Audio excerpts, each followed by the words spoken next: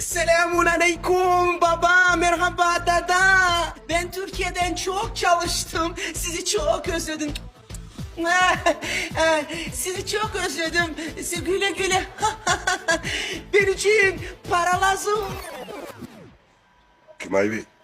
Demet kanka. Bu benim oğlum sizin ama hakkınız ol ya. Şunu... Dur kanka. Dur ya köpül getirdim deyip dura. Tek ben lan. Bak oğlum. Sapatım. Bak. Senin tarzını değiştireceğim. Aşkım. Öyle mi? Sen çok güzel aşkım. Enerji. Sen Türkiye'de de böyle kızlarla fingirdeştin mi sen? Yo, çinkirdeştim. Öyle. Çok güzel, çok güzel. Sana yeni make-up yapacağım. Öyle mi?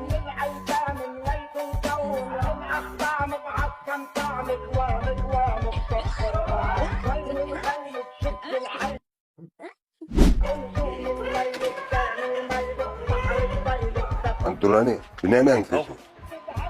Hani göreyim hani.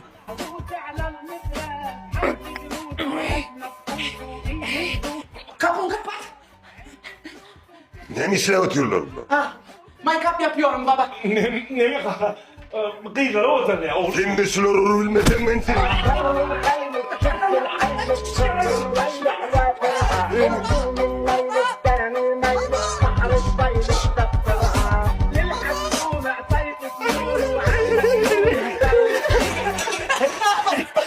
Al koy deden baban basınaydın. Minaden kalkın. Ninem atam. İndim ben terbiyem olur. Senden.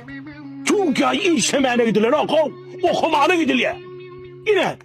Vatan global. Yıra 20 yaşadığıma kututu üniversite çakını katı. Virüsü novotoyma. Atstas transkript. Zagral paspıs tercümesi muhti ya. Ödüm dini depesi tölüldüğüne dekşiliyor. Otur. Ben o tak intimana oynamana çağıran oklar. Sen bilimli olmağın için olur eline var ne diyorlar. Okumana çağırıyorlar. Ödüm dünya meşhur üniversiteler.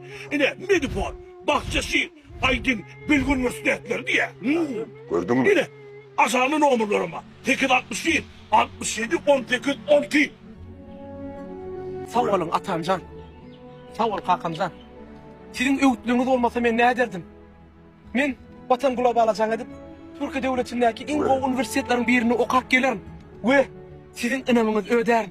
Yine kanka. Sağ olun. Evet.